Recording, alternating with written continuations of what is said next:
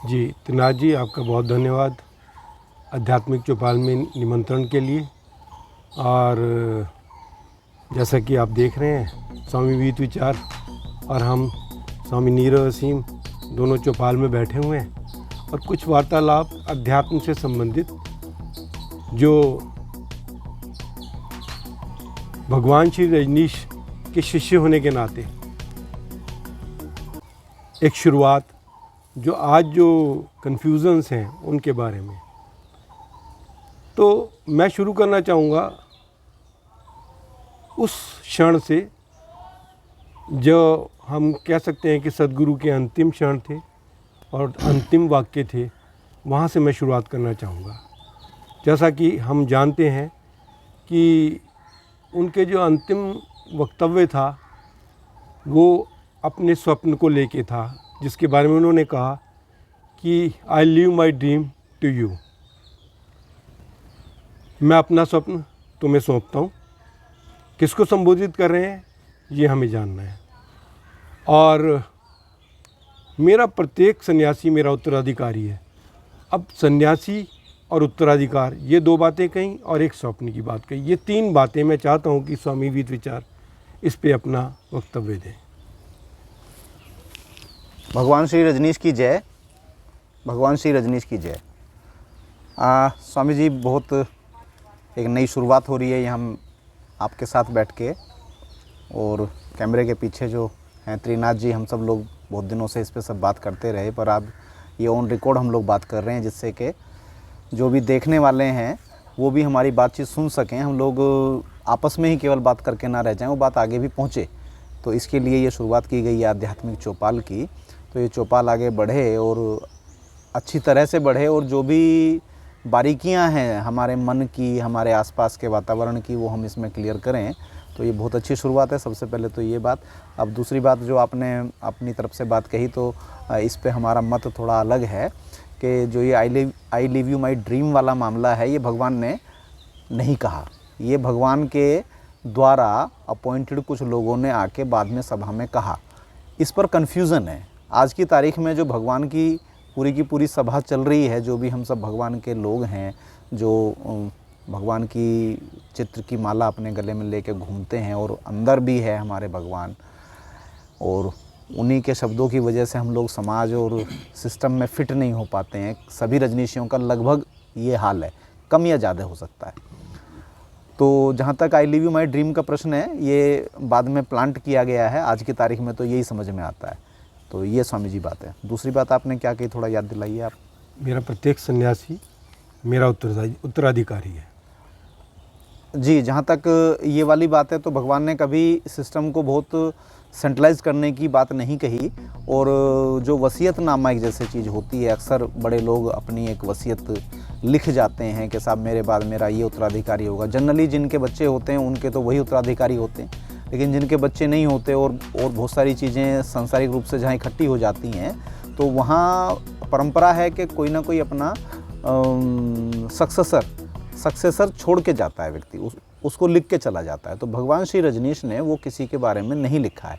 तो निश्चित रूप से जब नहीं लिखा है और भगवान ने अपने चित्र की माला हम सबको पहनाई इतने प्यार से, और एक बहुत बड़ी परंपरा खड़ी की नव संन्यास की, तो निश्चित रूप से हम सभी उनके उत्तराधिकारी हैं, और हम सब लोग अपने अपने हिस्से का अधिकार लिए हुए भी हैं, और जो भी हमारे कर्तव्य और दायित्व हैं सभी अपनी अपनी क्षमताओं से और समझ से पूरा करते भी होंगे।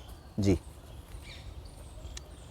मैंने शुरुआत यहाँ से इसलिए की क्योंकि इन दिनों सेव ओशो लेगेसी मूवमेंट चल रहा है पूना में, और 21 मार्च पूना चलो करके एक आह्वान किया गया, जो बहुत सारे व्हाट्सएप ग्रुप पर प्रचलित रहा। और इन ग्रुप्स के आह्वान पर बहुत सारे लोग वहाँ पहुँचे। लगभग 1200-1500 के करीब सन्यासी पूना पहुँचे।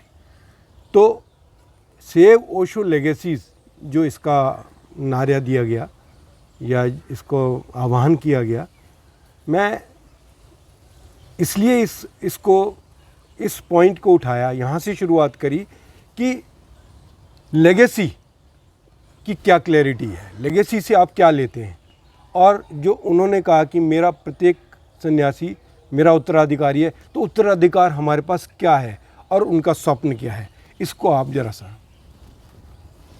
देखिए, जहाँ तक भगवान के स्वप्न का प्रश्न है, वो तो 650 किताबों में फैला हुआ है, और जितना जितना जिसके हिस्से में आया है, जिसको जितनी बात समझ में आई है, उतना स्वप्न का क्रियान्वयन करने की जिम्मेदारी उसकी है।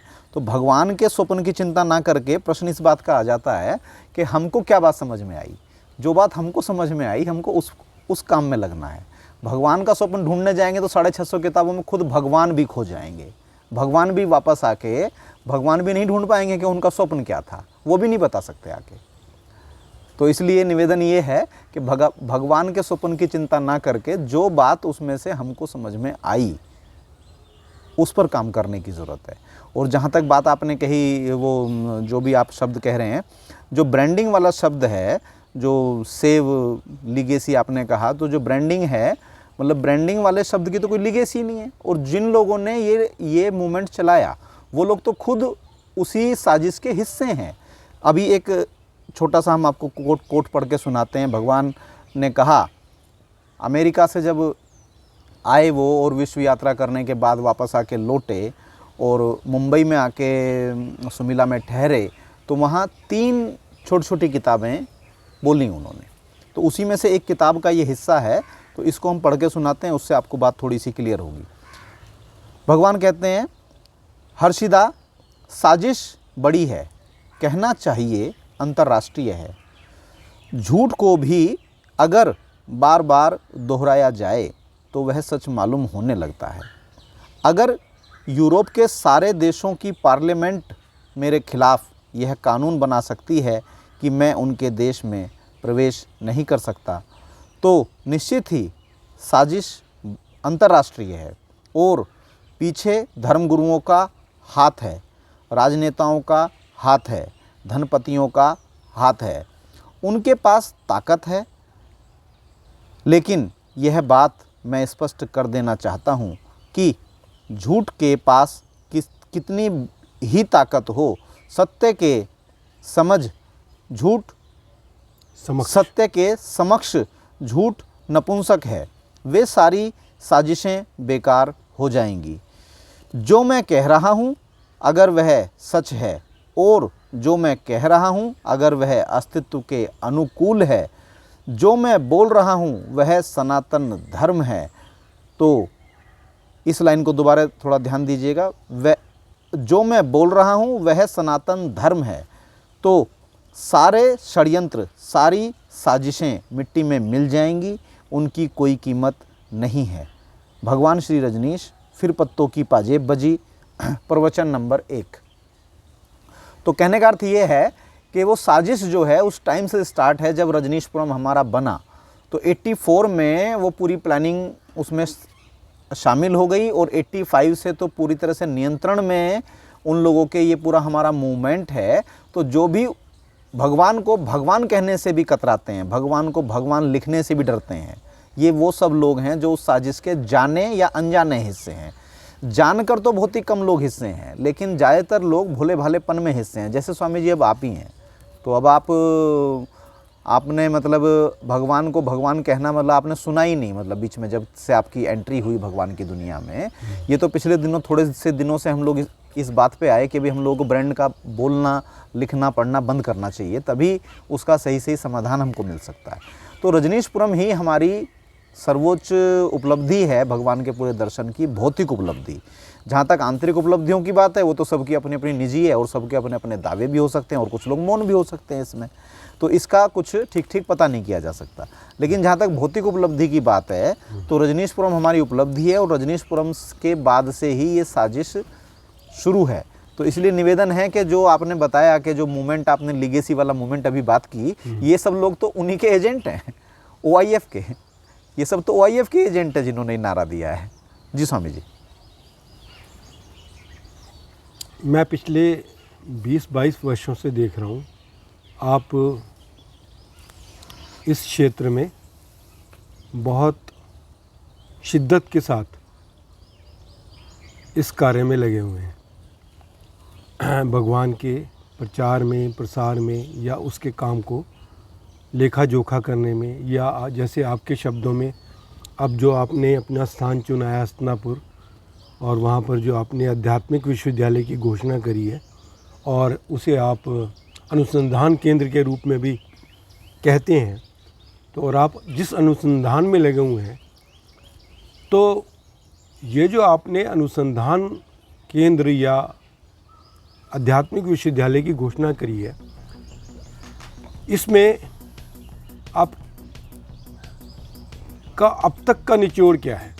आपने क्या इस विषय में अनुसंधान किया है ओशो को ये भगवान के वर्क में?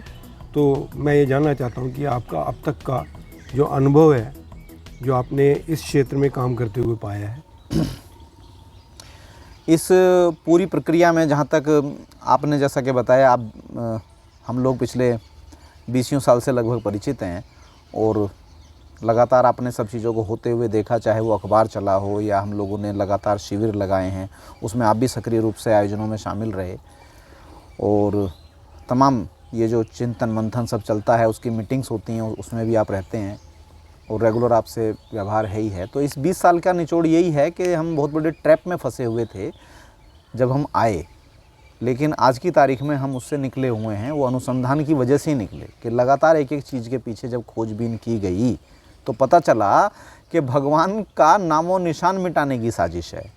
तो नामो निशान में क्या क्या हुआ कि रजनीशपुरम उनके निशान थे, और नाम क्या हुआ कि रजनीश और भगवान, यदि 2 हिस्से हम करें इसके, तो भगवान श्री रजनीश, तो भगवान को भी मिटा दिया गया है, रजनीश को भी मिटा दिया गया है। उसको एक ब्रांड, 4 अक्षरों का ब्रांड नेम उसको बना के रख दिया गया है, और कम्यून कल्चर को ख़त्म करके क्लब कल्चर स्थापित कर दिया गया है। तो ये इतने स्लो मूवमेंट में हुआ है कि किसी को कुछ समझ ही नहीं आया कि हुआ कैसे। तो हमारे जैसे जो लोग जो केवल इसी काम में लगे रहते हैं रात दिन, तो भगवान की ऐसी कृपा हुई कि अचानक से 2-2.5 साल पहले इसका पूरा भेद खुलना शुरू हुआ, और लास्ट में जाके ये हुआ कि भाई हम अब भगवान को भगवान की तरह देखते हैं और रजनीशपुरम को ही आदर्श मानते हैं। उसके बाद की जितनी भी चीज़ें हैं, जिसको पूना 2, पूना 3, पूना 4 या पूना 8, 10, 12 जो भी कहिए आप उसको, उससे हमारा कोई इत्तेफाक नहीं है। हाँ, पूना में केवल समाधि है भगवान की, तो भगवान की समाधि के रूप में पूना हमको याद आता है। उसके अलावा रजनीशपुरम की ही यादें जो हैं वही हमारे शोध का हिस्सा हैं। उसके बाद का तो सब करप्शन है, करप्शन की भेंट चढ़ा हुआ हमारा पूरा मूवमेंट है। जी स्वामी जी। पिछले दिनों आपने YouTube पर समाधि से समाधान की ओर एक सीरीज़ या वक्तव्य दिए आपने, 9 वक्तव्य ही हुए आपके। तो समाधि से समाधान आपने कहा, और उसमें जो आपने जो पोस्टर्स वगैरह लगाए उसमें माँ शीला के साथ आप दिखाई दे रहे हैं, और उसमें आपने जिक्र किया रजनीशिज़्म का और रजनीश धर्म का। ये माँ शीला से आपकी भेंट हुई, माँ शीला आपके स्थान पर आई, तो इस सब में माँ शीला का क्या रोल है और माँ शीला का आगे भविष्य में आपके साथ कितना वो होने वाला है, मैं आपसे ये जानना चाहता हूँ। जहाँ तक समाधि से समाधान की ओर का विषय है, तो BSR मीडिया एक बहुत ही खूबसूरत चैनल है भगवान की दुनिया का, जो सभी पक्षों को दिखाता है। भगवान के जितने भी आयाम हैं, पूरे देश के ही नहीं दुनिया में भी जो फैले हुए लोग हैं, सभी के पक्षों को वो दिखाता है, और कहीं ना कहीं वो साजिश को भी उजागर करने में बड़ा उसने महत्वपूर्ण काम किया है पिछले दिनों में, और तमाम सब कवरेज पूरा लोग देखते ही हैं। खैर, जहाँ तक उस सीरीज़ का प्रश्न है, तो वो सीरीज़ भी उसी के उपलक्ष्य में आई। वो जो अभी लीगेसी मूवमेंट इन लोगों ने कुछ क्रिएट किया, तो जब हमने देखा कि एक तरफ OIF है और एक तरफ OIF के एजेंट हैं, तो दोनों तरफ OIF के ही लोग हैं। हमने कहा भाई होगा कैसे? तो जो भी सन्यासी लोग हैं, जो भी चिंतन मननशील लोग हैं, वो तो बहुत ही कन्फ्यूजन में चले जाएंगे। तो उनको बताने के लिए अपनी पूरी रिसर्च और तमाम चीज़ों का हवाला देते हुए वो हमने उसमें सीरीज़ पूरी स्टार्ट कराई, और उसमें 9 भाग अभी उसके हुए हैं। तो इस तरह से तो उसका बात हुई। और जहाँ तक उसमें रजनीश धर्म का विषय है, तो रजनीश धर्म अमेरिका में जब रजनीशपुरम बना, तो उसके बाद वहाँ रजनीश धर्म की भी शुरुआत की गई। लेकिन जब मूवमेंट साजिशकर्ताओं के हाथ में आया तो उन्होंने भगवान के ऊपर प्रेशर बनाकर उस किताब को भी जलवा दिया।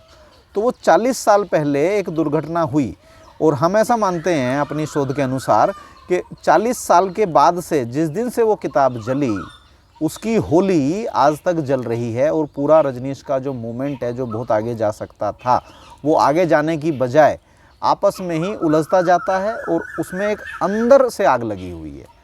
तो बड़ा बहुत वो आपने जो जिस विषय को उठाया कि भाई वो तो बहुत बड़ी दुर्घटना थी। खैर, तो पता नहीं कैसे भगवान की ऐसी कृपा हुई कि रानी माँ मानसशिला को भगवान का कोई आदेश हुआ होगा, तो वो जंगल में जहाँ कोई व्यवस्था नहीं है आज भी, तो वो अभी पिछले अक्टूबर में माँ वहाँ खुद आई और वो किताब भी हमको दे के गई, रजनीश धर्म वाली, और इस तरह से ये सब चीज़ आगे बढ़ी। तो पिछले दिनों उसकी एक PDF पूरी कॉपी भी हमने उसकी अनाउंस की है, सभी लोगों को मिली होगी, जो भी दर्शक लोग हैं, नहीं मिली तो वो प्राप्त कर सकते हैं, इसमें नंबर रहेगा, तो स्वामी जी आप उनको भेज दीजिएगा सभी को।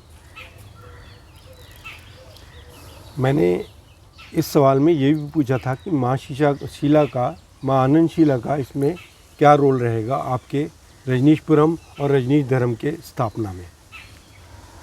देखिए, बुज़ुर्ग लोग जो घर परिवार में भी होते हैं तो उनका तो मुख्य रोल आशीर्वाद देने का ही होता है। तो माँ शीला खुद यहाँ आई तो उनका तो आशीर्वाद हो ही गया। अब जहाँ तक रोल की बात है, तो अगर कोई ये सोचता हो कि जब वो खुद 30 साल की थी जब रजनीशपुरम बना, भगवान के आशीर्वाद से बना उस समय वो, तो उसमें जैसा उन्होंने काम किया तो माँ शीला यहाँ के उस तरह से काम करेंगी, तो ये तो सोचना बहुत ही बचकानी बात हो जाएगी। तो इसलिए वैसी बात तो किसी को सोचनी भी नहीं चाहिए और ऐसी कोई उम्मीद भी नहीं लगा के रखनी चाहिए। हाँ, जहाँ तक आशीर्वाद का प्रश्न है, वो खुद आई और सबको आशीर्वाद दे के चली गई। हस्तिनापुर की ज़मीन का ये सौभाग्य है कि माँ शीला वहाँ आई, रजनीश की दुनिया के लिए हम कह रहे हैं, तो ये बड़ी बात है। तो उनका रोल तो इतना हो गया, वही काफ़ी है, बाकी तो समय बताएगा आगे क्या होगा जी।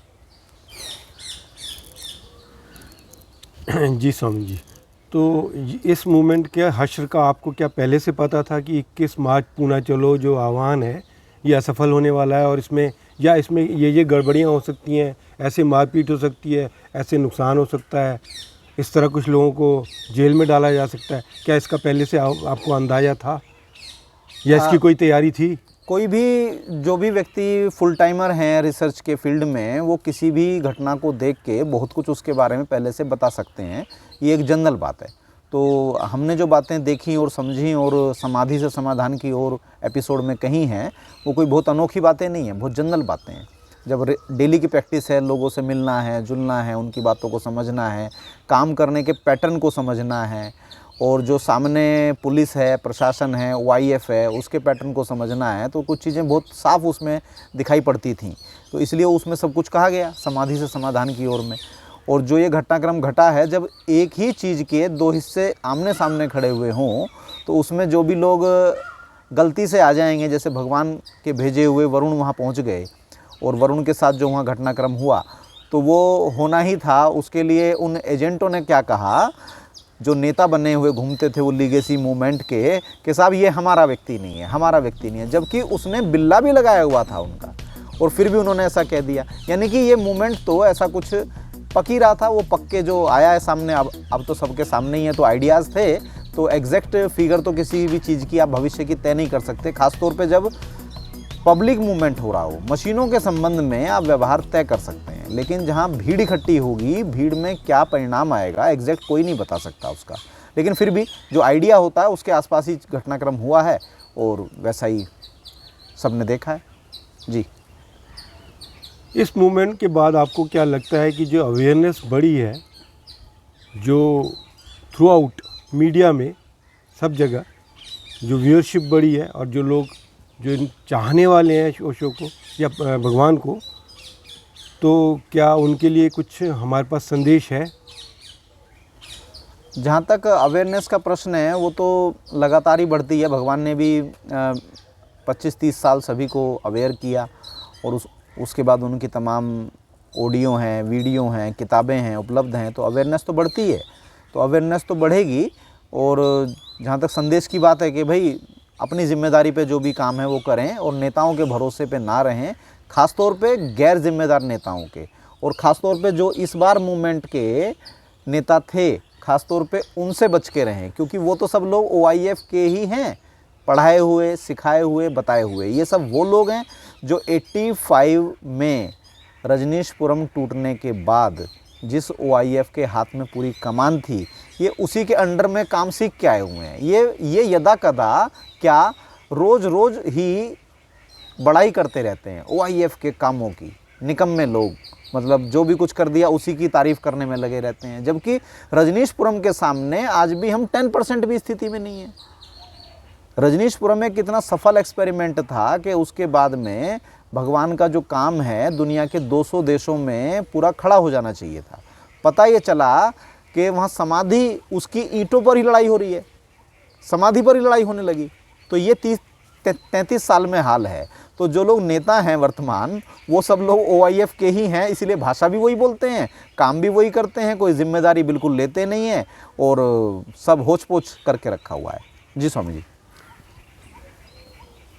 तो मैं ये चाह रहा हूँ कि आप एक संदेशा युवाओं के लिए, या जो लोग अभी इस समय ओशो भगवान रजनीश को के संदेश को समझना या उसे अपनाना चाह रहे हैं, उनके लिए आपके पास क्या है?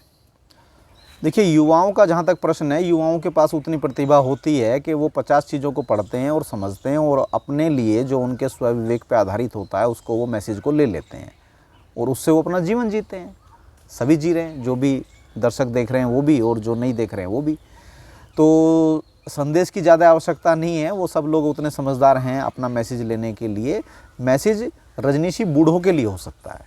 रजनीशी बूढ़ों के लिए ये मैसेज है कि भाई जो आपकी क्षमता है, जो आपकी समझ है, उसके लिए ईमानदारी से काम कीजिए। दोहरा व्यवहार मत रखिए, केवल बातें मत कीजिए, थोड़ा काम भी कीजिए, धरातल पे आके काम कीजिए।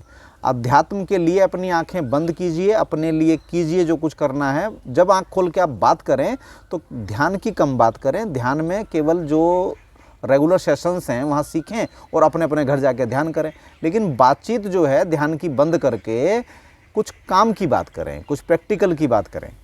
जी। तो जैसे आपने शुरुआत करी है आध्यात्मिक विश्वविद्यालय की, और आप चाह रहे हैं कि रजनीशपुरम की भी स्थापना हो, रजनीश धर्म की स्थापना हो, तो इसमें युवाओं का क्या रोल होगा? देखिए, आध्यात्मिक विश्वविद्यालय की हमने शुरुआत नहीं की है, वो तो भगवान श्री रजनीश ने ही जब वो विश्व यात्रा से लौट के आए थे तो उस कंसेप्ट की बात कही थी। हमने केवल उसका स्मृति सब लोगों को आ जाए उसके लिए उसको हस्तिनापुर में लिखवाया कि भाई सबको याद आ जाए कि भाई इस तरह की कुछ बात कही गई थी।